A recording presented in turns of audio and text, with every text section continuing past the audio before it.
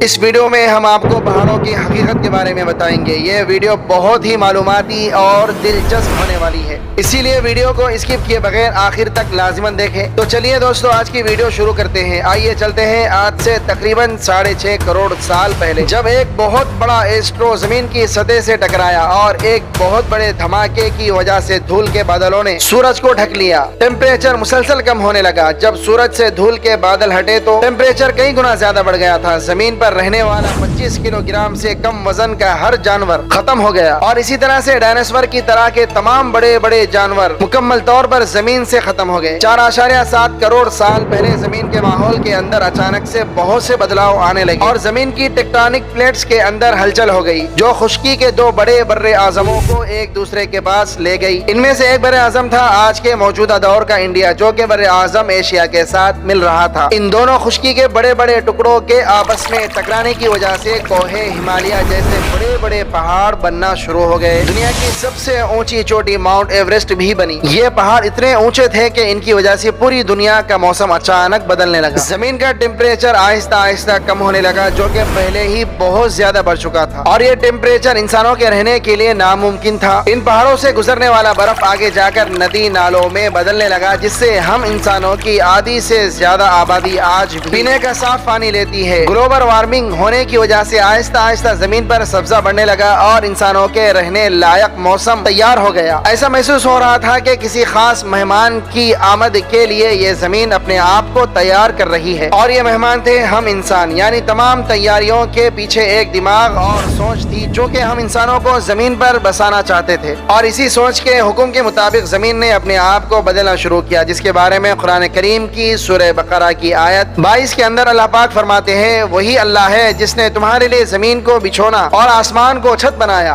आसमान से बारिश बरसा कर तुम्हारे खाने पीने के लिए तरह तरह के मेवे पैदा किए, बस किसी को खुदा का शरीक न ठहराओ और तुम जानते हो। प्यारे दोस्तों, आज के मौजूदा साइंस पहाड़ों की अहमियत को बयान करते हुए हमें यह बताती है कि पहाड़ हमारी जमीन पर एक डायनामिक बैलेंसिंग का काम करते हैं। जमीन पर हर सेकंड के अंदर तकरीबन 2 ज़लज़ले आते हैं, जिसकी शिद्दत बहुत कम होती है, लेकिन ये इतनी ज्यादा शिद्दत के होते हैं कि जमीन के बैलेंस को खराब करके हमारी जमीन के माहौल को बिल्कुल तबाह कर सकते हैं। बिल्कुल ऐसे ही जब किसी छोटे से एटॉमिक हमले के बाद जमीन की हरकत पर और इसके माहौल पर असर पड़ता है, लेकिन पहाड़ इनकी शिद्दत को रोककर जमीन को बैलेंस करते हैं, यानी कि इसे अपनी जगह से हिलने नहीं देते। अगर हम पहाड़ों को जगह जगह से काटना शुरू कर दें तो हमारी जमीन इम्बैलेंस हो जाएगी। ये कुदरती तौर पर जमीन में मौजूद लंगर है, जो जितने बड़े साइज के बाहर नजर आते हैं, इससे कई ज्यादा जमीन के अंदर इनकी जड़ें मजबूत होती हैं, बिल्कुल एक कील की तरह। क्योंकि दुनिया की सबसे ऊंची चोटी माउंट एवरेस्ट, जिसकी ऊंचाई तकरीबन 1 पाउंड 1.5 किलोमीटर है, लेकिन जमीन के अंदर ये तकरीबन 250 किलोमीटर की गहराई तक मौजूद है, यानी कि जमीन के करप्ट को हिलने से बचाकर इसे संभाले हुए हैं। क्या आप जानते हैं कि इस बारे में कुरान पाक की सूरह अंबिया की आयत 5 के अंदर अल्लाह पाक फरमाते हैं, क्या हमने जमीन को बिछोना नहीं बनाया और पहाड़ों को मीखे। इसके अलावा सूरह हिज्र की आयत 19 के अंदर अल्लाह पाक फरमाते हैं, और हमने जमीन फैलाई और इसमें लंगर डाले और इसमें हर चीज अंदाजे से उगाई। प्यारे दोस्तों, कुरान पाक की इस आयत के अंदर लंगर डालना यानी कि कीलों की तरह जमीन के अंदर घुसा देना, पहाड़ों का मतलब यही बयान हुआ है। इसके अलावा मजीद सूरह अंबिया की आयत 21 के अंदर अल्लाह पाक फरमाते हैं, और हमने जमीन में पहाड़ बनाए ताकि ये लोगों के बोझ से न हिले न ही झुकने लगे। यानी कि कुरान करीम में जगह जगह पहाड़ों को लंगर कहा गया, जो कि जमीन को बैलेंस रखने के लिए या इसके माहौल को कंट्रोल करने के लिए इंसानों के फायदे के लिए जमीन पर रखे गए। पहाड़ दुनिया के कई ममालिक के अंदर कुदरती तौर पर मौजूद बॉर्डर्स के तौर पर काम करते हैं। माहौल और टेम्परेचर को कंट्रोल रखने के साथ साथ तूफानी बारिशों और सैलाब को रोकने का भी काम करते हैं। इनका जमीन पर मौजूद होना इंतहाई जरूरी और किसी मसलिहत की वजह से है और इनकी अहमियत से आज की मौजूदा साइंस भी इनकार नहीं कर सकती। लेकिन ये सब की सब बातें इस कायनात को पैदा करने वाले रब ने आज से 1400 साल पहले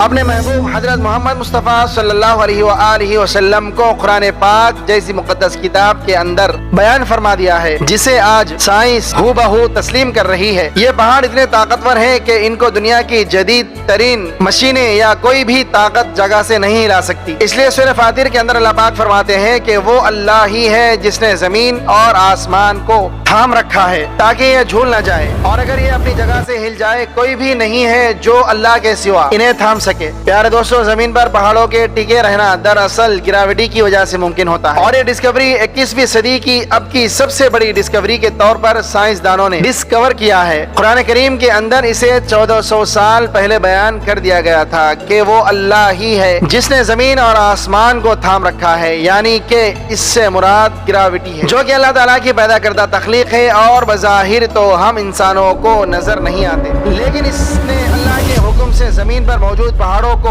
اور ہر ایک چیز کو تھام رکھا ہے۔ پیارے دوستو، یہ نظام قدرت ہے کہ اللہ تعالیٰ کی پیدا کردہ ہر ایک مخلوق کو ایک روز موت آنی ہے، اور ان پہاڑوں کی موت کا وقت ہوگا قیامت کے روز، جب ہر ایک انسان کو اس کی قبر سے دوبارہ زندہ کیا جائے گا، اور پہاڑوں کو ختم کر کے زمین کو ہموار کر دیا جائے گا تاکہ محشر کا میدان لگایا جا سکے۔ اور اس کے بارے میں قرآن کریم کی سورہ کہف کے اندر بیان ہوتا ہے، جس دن ہم پہاڑوں کو چلائیں گے اور تم زمین کو صاف میدان دیکھو گے، اس روز ہم سب کو جمع کریں گے اور کسی کو بھی نہیں چھوڑیں گے۔ اس آیت کے بعد سورہ نمل کی آیت 88 کے اندر اللہ پاک فرماتے ہیں، پہاڑوں کو دیکھتے ہو تو خیال کرتے ہو کہ یہ اپنی جگہ پر کھڑے ہیں، لیکن اس روز یہ اس طرح سے اڑتے پھریں گے جیسے بادل۔ یہ خدا کی کاریگری ہے جس نے ہر چیز کو مضبوط بنایا، اور بے شک وہ تمہارے کاموں سے باخبر ہے۔ پیارے دوستو، پہاڑوں کے پیدا ہونے سے لے کر ان کے ختم ہونے تک اور انسانوں کے لیے ان کے بنانے کی حکمت کو وہی ذات آج سے 1400 سال پہلے قرآن کریم کے اندر ان کے بارے میں بیان کر سکتی ہے جو اس کائنات کو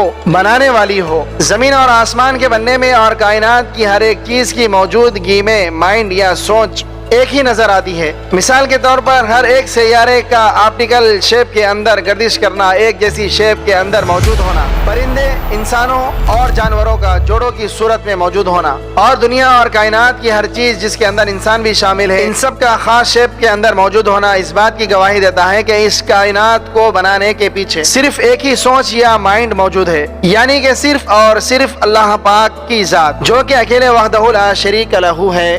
اس لیے تو قرآن کریم کی سورہ سجدہ آیت 53 کے اندر اللہ پاک فرماتے ہیں کہ ہم زمین اور آسمان میں عنقریب تمہیں ایسی نشانیاں دکھائیں گے خود تمہاری جانوں کے اندر کہ تم بے اختیار کہہ اٹھو گے کہ یہ سچ ہے۔ کیا تمہارے رب کا ہر چیز پر گواہ ہونا کافی نہیں ہے؟ اور یہ وہ نشانیاں ہیں جنہیں آج غیر مسلم بھی کئی سالوں کی کڑی محنت اور ریسرچ کے بعد حق یا سچ ثابت کر رہے ہیں۔ خود انسانوں کے اندر نشانیوں سے مراد ڈی این اے کی دریافت ہے جس نے انسانوں کی سوچ کو جھنجھوڑ کر رکھ دیا ہے، اور وہ آج بھی اسے ٹھیک سے سمجھ نہیں پا رہے ہیں۔ ان نشانیوں کے اندر پہاڑوں کی موجودگی کا علم اور انہیں پیدا کرنے کی مصلحت بھی شامل ہے۔ کیا اب بھی کوئی قرآن کریم کے الہامی کتاب ہونے یا اس کے سچا ہونے سے انکار کر سکتا ہے؟ ویڈیو کے آخر میں ایک بار درود شریف پڑھنا مت بھولیے گا۔ امید ہے کہ آج کی یہ ویڈیو آپ کو کافی معلوماتی لگی ہوگی اور اس سے بہت کچھ جاننے کو ملا ہوگا۔ اگر ویڈیو اچھی لگے تو لائک کر کے ہمارے چینل کو سبسکرائب کر دیں، اور کمنٹ باکس میں کمنٹ کر کے اپنی آراء سے بھی آگاہ کیجیے۔